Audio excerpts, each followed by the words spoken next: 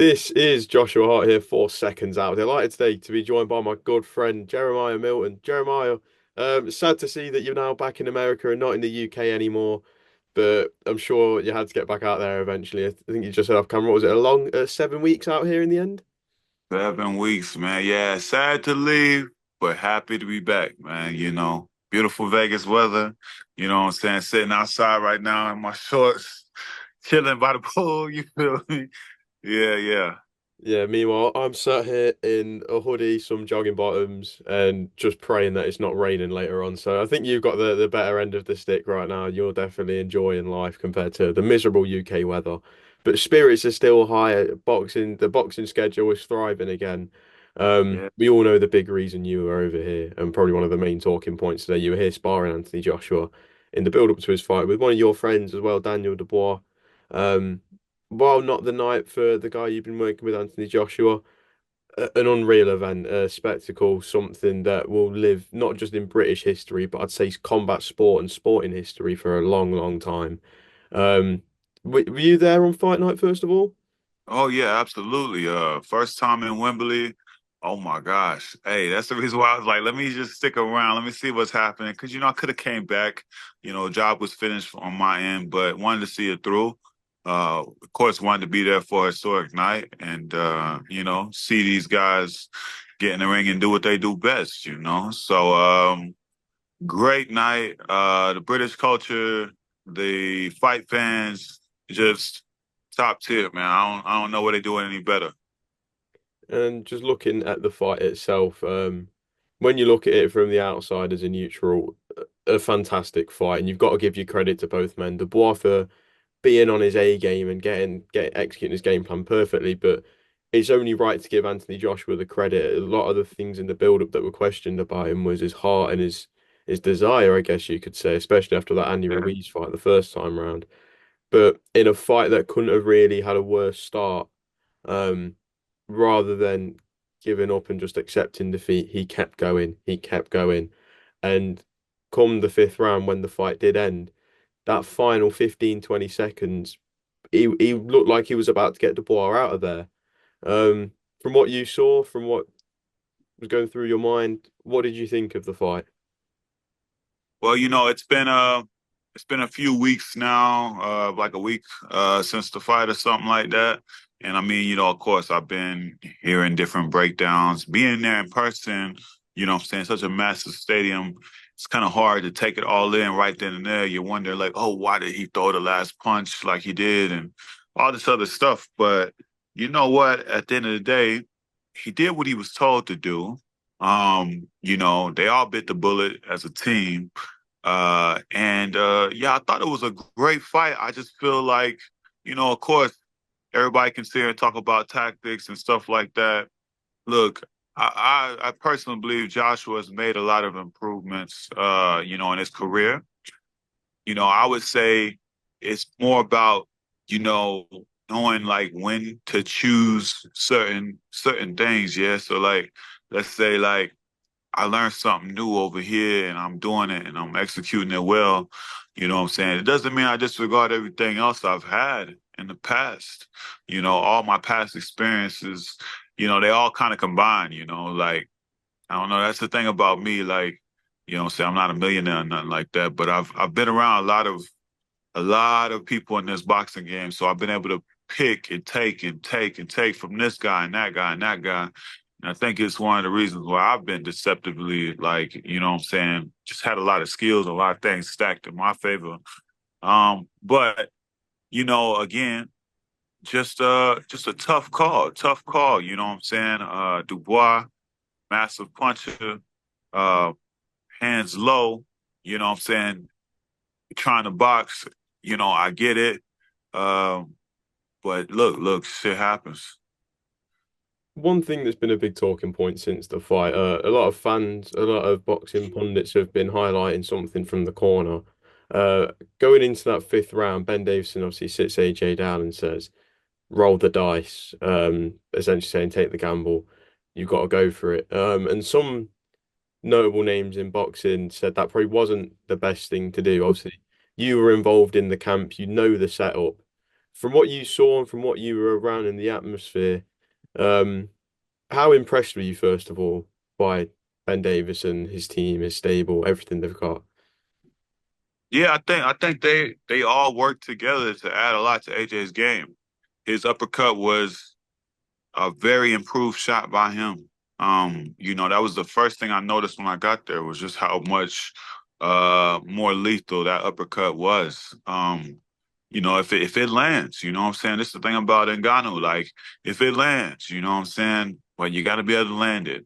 Uh, when you mix in these big, powerful finishing shots, like these shots that he's throwing are designed to take you out.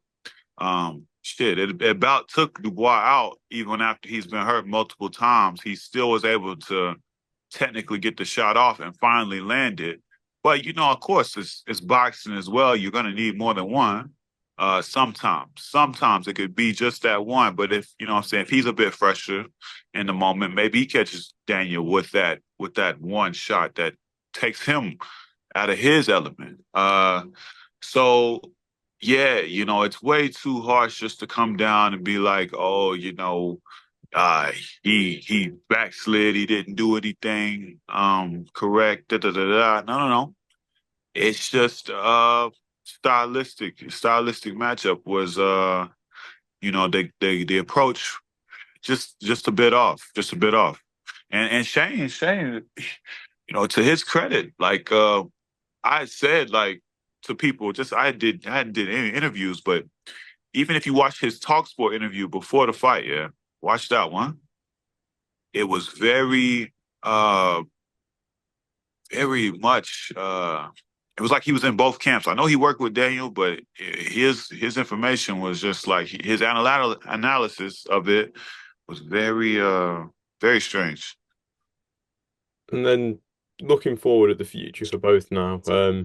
For Daniel Dubois, the world's his oyster. If people didn't classify him as a world champion before, they certainly do now.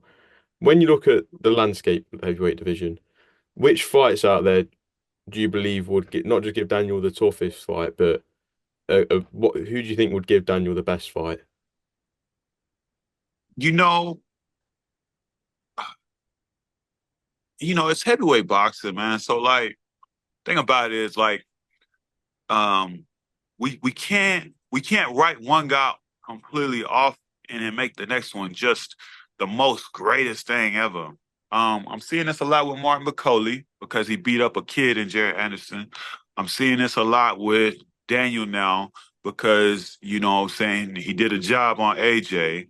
But, you know, these things happen, bro. Like, you know, the fight, if the fight was just contested a little bit more technically, if the technical aspects of this fight were what they were, then this fight looks completely different. You know what I'm saying? Bad techniques and stuff like that and being implied for the moment, part of the game plan, whatever. You know what I'm saying? Just the wrong approach. Now, now Dubois looks like, some unstoppable world beater. Um, but here's the thing.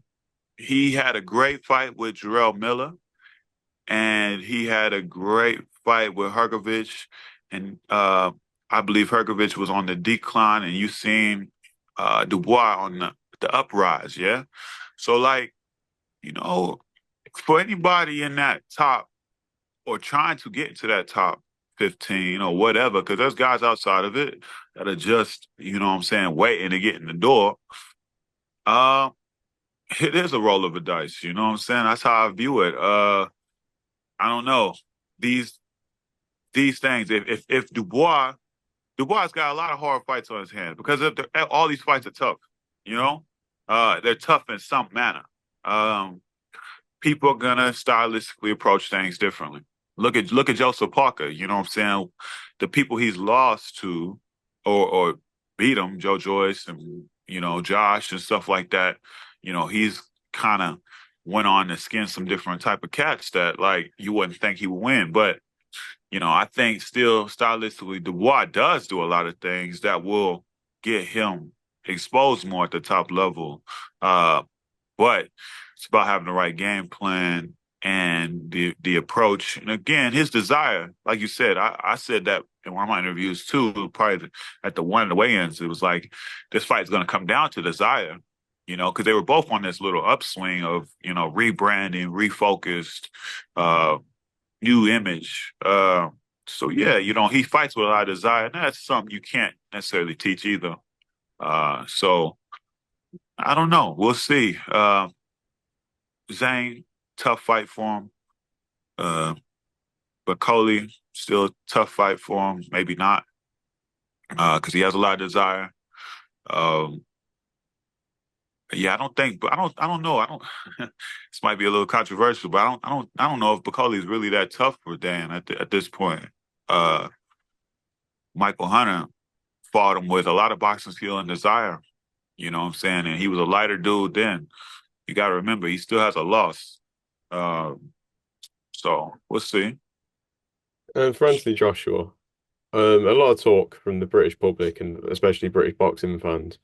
A lot of stick has been thrown his way saying that he needs to retire, and then there's nothing left for him. But obviously, you've been in the gym and you've seen how he's getting on in the gym. One thing that really stood out to me that was said in the post-fight press conference from Eddie Hearn was the second Ben Davison goes to Eddie and says, Anthony's not looking right in the gym, that's when he calls it a day. But you've been in the gym and you've seen how good he's been looking. So, what do you see for him now in the future? I mean, he does what he wants to do.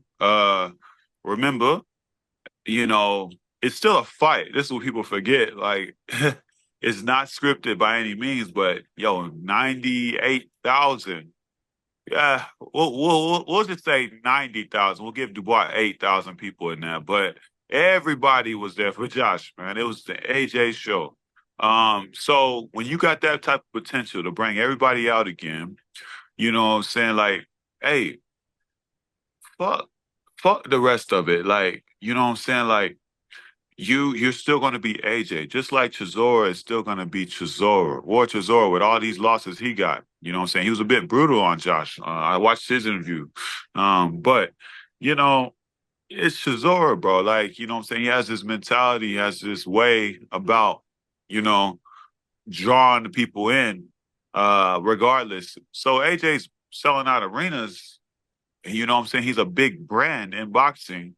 If his desire to fight is there, then he needs to continue to fight. But I'll tell you what, AJ is the only one that goes up and down, uh, in the sense that he'll fight the hungry killers that are still trying to get there, and he'll fight, the fresh face on the block. He'll fight. He wants to fight the Furies and the blah blah blahs, but like, you know, he's a fighter. He's a fighter, bro. So, you know, I think he's still got a lot left to give to the game, honestly. Looking at a rematch, that's been one of the big talking points in the post-fight discussions as well. Um, Obviously, AJ still has one fight left on his Riyadh season deal, and according to Eddie Hearn, that could very likely be the Dubois rematch. If there is a rematch to be made, how do you see that one going? Uh, Look, I just see like my approach to it. Protect your dome, protect your dome, uh, and you know, don't try to come out sprint with this dude because he ain't gonna do nothing but start fast from here on out. I think everybody can see that. He started fast in all of his fights, pretty much. I mean, he started so fast, Hergovich, he walked on to like 40 right hands. But you gotta remember, these are different right hands. The right hands that Hergovich was throwing were not the same ones that Josh was trying to throw. So you can't look at one fighter's success and think, okay, I'm gonna have the same da da da da. We can imagine, we can do all that stuff, but look at what happened on the night. It didn't play out that way. So, you know, I I don't know. I think with Dubois, keep it simple. Uh, there's a lot of people. I see a lot of these sport partners, man. They crack me up because like soon as like Josh lost, they throw up pictures of themselves like, hey yo, I fight Dubois. Like, look at me, I do it because look. I'll be honest, you know what I'm saying? I almost got signed to Frank from sparring with Dubois myself years ago. But again, this is sparring. That's a different dude now. Um, you know, and he's coming with a lot of energy. So I mean, I would just say like, you know, me personally, I would have took the Floyd approach when he fought like a Madonna or something like that. You pick them apart, you know what I'm saying? Smart and sound, but you don't like, you know what I'm saying? You work at your work, right? But you don't let the other guy dictate the pace, you know what I'm saying? And then you gotta, you know, he was so damn close to being safe from that overhand right. So close. But he stepped back just a little too short with not enough juice in his leg to get out of the way of the punch. And again, just keep your hands up, man. Protect your dome. Straight shots. Everything this dude is throwing is very winging, very overhandish. I don't know. I think everybody knew that was coming. As far as, but look, when you're in there and it's time to go, uh, and shit happens early, you know what I'm saying? What can you say? But he could definitely do it. He could definitely do it. We didn't get to see all of what AJ was able to actually do in that fight. And that's the unfortunate part of it. But you know what I'm saying? It's not my turn, your turn. You know what I'm saying? The boy came in there and said, I want all this shit. What do you think was the biggest factor that I guess you could say didn't let Anthony Joshua be the best version of himself? What do you think that little impact was? Sometimes, you know what I'm saying? I think they're very good with philosophies and stuff like that. A little too high on philosophies and stuff like that. Like, you know what I'm saying? It's good to have mental edges and to, you know what I'm saying, be aware. Um, but just remember, like, you know what I'm saying, it's a fight. Uh, and not to say like, oh, like, yeah, he wasn't prepared for a fight, but just fighters would know, like, okay, this guy, he is, he's coming a certain way. I could say it, but I need to realize, like, I just need to register, like, what, where his mind is at. You know what I'm saying? And know, like, yo, he's gonna start like a blitz, you know? And I think maybe, I don't know. I can't really call it like, you know, but it's definitely something to learn from. And from, you have the tape now. You've seen what happened. You've seen what went wrong. 5 rounds to study yourself, study him. Uh, do they change a lot? Probably not. But you can't also say that Dubois isn't smart. Don't say like, oh, he ain't smart. He ain't able to do this and do that. Uh, because if you're in front of him, he's throwing punches. I've got the Ring magazine heavyweight rankings up in front of me right now, and there's one that I want to get your thoughts on. So, Daniel Dubois has been moved up to number two in the rankings now. But the one that a lot of people find very interesting is Anthony Joshua down in seventh and Martin Bakole in sixth. What do you make of that? No. Um, yeah, no. I just think again, you know, it's such a what have you done lately for me sport. And when you have an off night like that, you know, so much criticism comes your way. Uh Bakole's a great fighter. A good fighter. Uh I don't think he ranks over Josh, period. Like now to put Josh at seven, that's hey, you know what I'm saying? You can say what you want to say. Uh but I don't know. This game is just funny. And then just talking, sticking with the whole AJ Dubois thing, but more looking at yourself and what have you taken away from the training? Obviously, you spent the 7 weeks out here in the UK.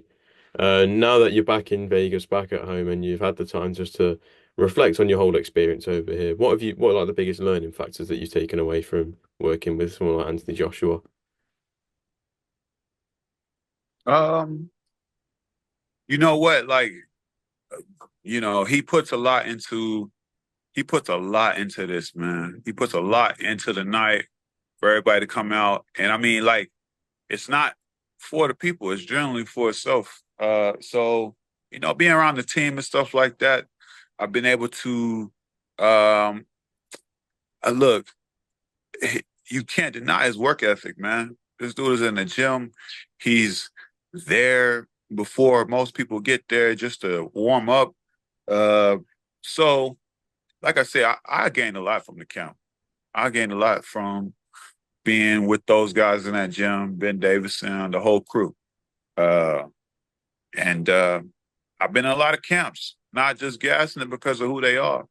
Uh, yeah, I thoroughly enjoyed that one for myself. So, you know, getting an early rise, getting to the gym, uh, actually getting a check on my nutrition, um, just little keys, you know. And then just looking forward now, we know that you've had a lot of struggle trying to get a fight, and getting yourself back in the ring. I'm pretty sure it's been over a year now since we've seen you in the ring professionally. We know that you're a promotional free agent, um, but since you've got back, or even while you're in the UK, have you had any discussions with anyone in trying to get a fight? Yeah, no, I mean, I had a lot of conversations. Everybody's like, when it's fight week, everything is hot. Everything's hot. Everybody's like, well, let me take a look at you, da da da. Like, you know, and then I don't know, try to keep things from cooling off after it all dissipates. But like, it seems like in this boxing game, everybody's always sitting on this bubble of like what they think they can do, but you got to make sure you're talking to the right players and the people that can actually do something. There's a lot of people that, what I'm saying, just kind of they promise makers, man. A lot of promise makers. Unfortunately, that's been my year, wasting my time talking to people making a lot of fake promises. But a lot of great conversations did come out of that fight week. A lot of great conversations. So hopefully there'll be some decent follow ups. And I mean, look, I just want to align myself with people that are serious. I'm not, I'm upset as far as like not fighting this year. That's wild to me. But at the same time, like, I'm not in a rush. I have this patience about me. I'm doing a lot that I can, get to where I need to be. Uh, and yeah, I just know it's all going to work out at the end of the day. Like one thing about it is, uh, you know, if I ever see my skills, I'll be like, well, shit, maybe this just ain't for me.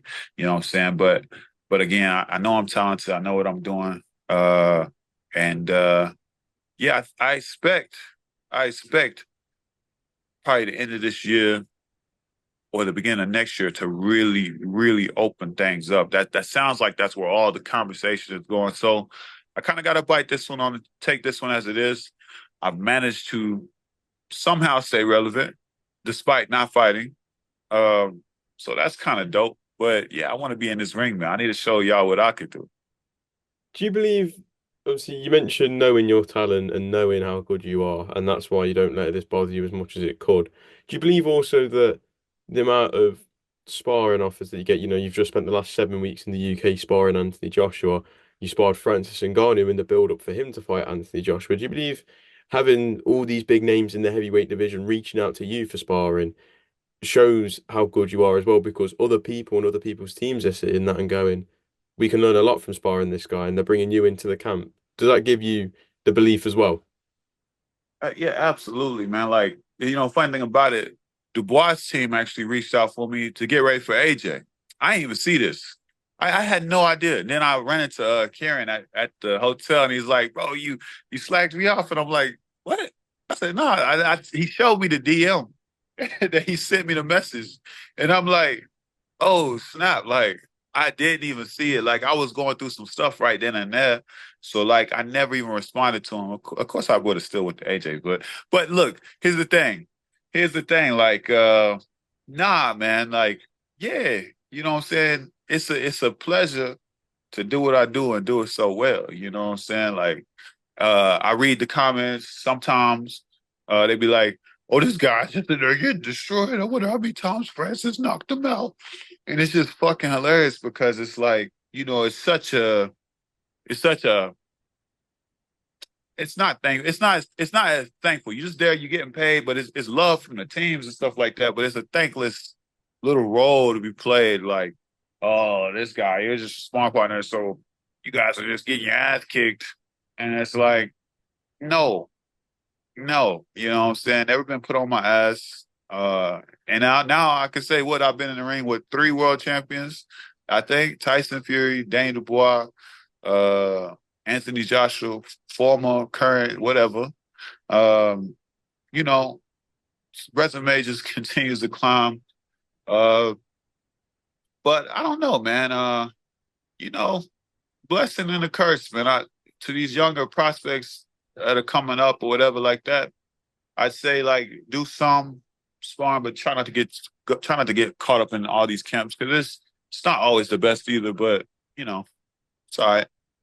One thing that I want to highlight from your time in the UK now, I'm sure I saw this on your Instagram story. I'm sure that you met with Lennox Lewis, um, I one of did. the greatest heavyweights of all time. I'd say probably Britain's greatest heavyweight ever. What was that experience like being able to talk to such a great in the sport? Well, I need a haircut right now, but I've been called Lennox a lot, especially out in the UK. You know what I'm saying? They see the hair, they be like, "Oh, is that Lennox? Are you his son?" Nah, but yeah, what an honor, man. Honestly, you're sitting there with boxing royalty. He invites you to come. We're walking London, bro. We're walking by the stadium, just going to go grab a coffee, talking boxing, talking experience, and da da da da. To where, well enough, you know what I'm saying? I do have his phone number. So I got to figure out, like, how do my thing is, like, I know so many people, yeah. Um, Maybe I need to ask better questions. I'm not sure. You know what I'm saying? Like, but I let them know my intentions. I let them know what I wanted to do and this and that. And, I feel like he was there to help guide me. Obviously, he was interested in the things I was talking with him with and, myself. So, yeah, I plan to reach out to him pretty soon. Um, I like that last week I was on a mission, man. I wasn't playing no games. I was right in everybody's face, like, yo, I'm here. You know what I'm saying? Like, that's why I say, like, I don't know, maybe I take a year and just come out to the UK because it seems like the market is just is really where boxing is out there. I had people coming up to me like I'm walking with Jarrell Miller, right? And we're out looking for some baby formula or something like that. And I'm telling them like, yo, these fans over here, like they really respect boxing. Like they be knowing different things. And somebody walked up to him like not even 10 minutes after that. And he was like, "Oh, Miller, yo, much success. I wish you the best. It was a great fight. Da, da, da, you and Dan." And he said, "Oh, I know you too, Jeremiah Milton. You had this crazy knockout." And I'm like, and he's like, "Bro, you see?" And I'm like, I said, "Bro, you see that?" And he's like, "Dang, that's crazy. You was just saying that." And I'm like, "Yeah, yeah." So like, and even if they don't know you, once they find out you box because it's a respected sport over there, they're gonna get behind you. So I might need to shake some shit up. You know what I'm saying? I never thought about leaving Vegas as far as, you know, but I'd give it a year. And what would you be looking to gain in that year? So I'm sure it would be ultimately getting yourself back in the ring and getting active as a professional. Um, but you know a lot. I'm guessing you know a lot of good people in boxing out here now, probably more than me. Um, so if you were to come over here for a year and make that sacrifice of leaving your home in Vegas, what would you be looking to take away from it? I just want to maximize my potential, man. I've always wanted to do that. Um, I want to attack this thing as hard as I can. I want to keep my passion up for it. Um, and I don't know, like I say, just getting on the scene, you know what I'm saying? Being amongst the people that are like, I don't know, grafting, trying to make it happen, you know? Uh yeah. So I mean, I gotta sit back, see what all that entails. Um, but at the same time, it's like, yo, every time somebody sees me in a sense, like they see me in the gym, they start inquiring, like, yo, oh man, you need to be in the mix. There's no question that I need to be in the mix, you know? So I gotta get myself in that position. And there's one more thing on yourself and your time in the UK. I saw this on your Instagram story. I'm going to try say a bit of it beforehand before I let you take over and explain the story. But I remember seeing this. I think you were just sat in your hotel room and you were explaining how you were just going around looking for a gym just to go hit the bag. And some guy comes over to you and starts saying he wants to spar you. Yeah.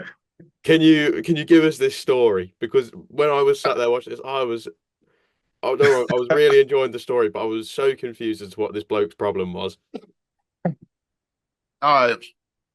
So I'm sitting in a hotel. I'm over by the Wembley Stadium now. And I'm like, yo, I'm gonna go down to the hotel gym and hit the bag. They got one bag there, but I'm like, no, I need to go to a proper gym, man. Like, let's stay fit while we here. So I find the gym. Oh, it's 5 minutes away. Book a Uber. Get out the Uber. I'm walking up to the gym, but the door's locked. Out of nowhere, a huge black dude. And I'm a big guy, you feel me? So this guy's big. Yo, he comes up behind me like, you trying to get into the gym? And I'm like, yeah, yeah. And then he's like, oh, well, let me call the coach real quick. And, we'll see. So he said, I need to use your phone. I'm like, all right, I give him my phone. And then he's like, hey, uncle, I'm sitting outside with this guy, man, American man. Yeah, he got his headgear and stuff like that. He trying to spar. I was like, what? Hey, yo, I'm literally just trying to hit the bag, man. I done did my sparring. I'm down. But I don't know, the coach wasn't taking him too serious, so he wasn't really like, I guess he kind of know him. He's like, I'll be here at 4. And he's like, nah, nah, nah, this guy trying to spar right now. so like I'm just looking at him. He got my phone, and then he hung up or whatever. And he was like, I know another gym. We walked over to two other boxing gyms. The second gym was like some MMA gym. They had the owner wasn't even there. And I don't know why I'm following this dude. You know what I'm saying? Just the type of shit that I get into. I'm like, well, what's the worst that can happen? So I'm following him. We go to another gym. This gym has somebody working on it, installing lights or some shit, and the owner's not even there. But the dude is asking this guy installing the lights. He's like, "Hey, can we come in here and use the gym?" The guy's like, "Yo, I'm just fucking installing lights. I don't even own this gym." And he's like, "Well, if y'all go in there, it's on y'all." And I'm like, "Nah, dog." And he walks in there. He's like standing inside of the cage. There's an octagon. He's like, "Come on, we'll spar in here. We'll spar in here." I said, "Bro, I'm not comfortable with that. Let's walk on." So we walked on. He gets a cigarette from some truck driver, and then asked me if I smoked. I said, "No, I don't smoke." But then he said my lips was purple, so I must be a smoker. And so, anyways, we get to the last gym, and we go in there, and the guys Invictus MMA gym. It's by Wembley, and the dude is looking kind of confused, but he's a super nice guy. Coach is named Omar. Um, and he was like, "Well, look, I don't know if you should spar with him. Um, this guy is kind of crazy. You know what I'm saying? He was a fighter at one point, but now he doesn't fight." And I could tell it was off. So I'm like, yo, let's not spar. Like, he tell me, okay, let's hit the bags or something like that. That's what the coach was saying. Like, tell him to hit the bags or hold the mitts for him or something else. Just distract him. Tried that. But then he said, bro, don't duck this work. And so I had to go ahead and show him a little something. So then, like, the coach is like, "Do you have a mouthpiece?" I said, "Look, coach, I got my mouthpiece. I'll take care of him." The coach had no idea who I was. He had no idea who I was. I didn't even tell him that I was a pro. So you got to be careful about both. It goes both ways. I got to not follow strangers. He got to not challenge people on the street because you could bump into somebody like me and I could be having a bad day, but I was having a great day. You know what I'm saying? So I touched him in the body a little bit. Nothing got bad or whatever. And then after we got done sparring, he's like, "Yo, so how many fights do you really have? Like, be honest." And so I'm recording all this, by the way. I'm recording all this. I might even throw it up on YouTube. I got the story saved. And he's like, "Yo, how many fights do you really have? Like, tell me." I'm like, "Yeah, I got 11." You know what I'm saying? I ain't tell him who I was sparring with or anything like that. He's like, "Oh, I ain't got none, but I used to spar with Chisora. And I used to beat up on Chisora, so I don't believe any of it." But yeah, pretty much that's what happened. You know what I'm saying? Just jumped into a random situation. But this guy came out of nowhere. Like, he literally came out of nowhere. And you know what? He brought me to that gym, and I ended up forming a really good relationship with that coach. So who knows? Who knows what that holds, Well, randomly. What a great story. Just one final fight I want to get your thoughts on. Someone that I'm sure you probably came across while you were sparring Anthony Joshua. Fabio Wardley. He takes on Frazer Clarke in a rematch for the British heavyweight title on the Better BF Bivol undercard next weekend. From what you've seen of that first fight, they had a fight of the year contender back in March, probably the best fight we've had on British soil all year. What what happens in a rematch when they meet next weekend? Well, after sharing the ring with Fabio, I'm pulling for Fabio. I don't know Fraser like that. I remember him when he used to come out and get smacked up on Team USA. I never sparred with him, but you know, um, yeah, I think Fabio can do it. I think it was a close fight the first time, and he was able to put him down one time. Yeah, Yeah. Uh, so build off of that. Build off of whatever that success was. You know, it's super dope looking at a guy like Fabio who didn't have this amateur pedigree. Um, what is he? What did y'all call it? It was a white collar. white collar boxing. Yeah, Yeah, I called it blue collar the other day or some shit. But yeah, nah, it's like we don't have that here. We got like tough man contests and shit, but like I think that would be like our white collar. Hmm. Um, yeah, no, that's dope. That's dope as hell. Mm, I think I think he can. I think he'll get the job done just because of again, it would be his desire. Um, and I mean, I'm sure he's looked at what went wrong, and he says he's bringing more to the fight. I watched the interview. He said he didn't for some reason he didn't give it his all the first go or some shit like that. So you know, fucking give it your all this time. So Some good advice there. Well, Jeremiah, thank you very much for your time. It's always good to catch up with you. And hopefully we see some big news for yourself soon, whether that's getting a fight in America or moving over to the UK. I just hope you get some good news for yourself soon and you can really kickstart with this career. yeah, man, just stay down, stay dedicated. You know what I'm saying? And don't give up on your shit, man. It's your dream. It's yours. It's not nobody else's. So fuck anybody else's timeline, anything like that. I'm gonna get what I need. I think that's the perfect way to end it. Jeremiah, thank you very much. That's it.